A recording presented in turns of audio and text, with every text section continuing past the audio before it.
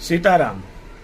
मैं उन महाशय लोगों को भी बोलता हूँ, नाम नहीं पकड़ता, वो भी हमारे पूजनीय हैं। जो भी हमें सिखाते हैं ना, सब हमारे लिए पूजनीय है। बाकी जो उंगली दिखाता है ना, वो हमारा पक्का दुश्मन है। वो राक्षसों प्रवृत्ति में आ जाता है, इसलिए मुझे सहन नहीं होता।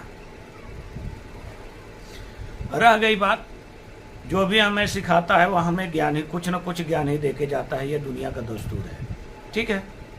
मैं वो ज्ञान एक्सेप्ट करता हूँ और सबके लिए आभारी भी हूँ।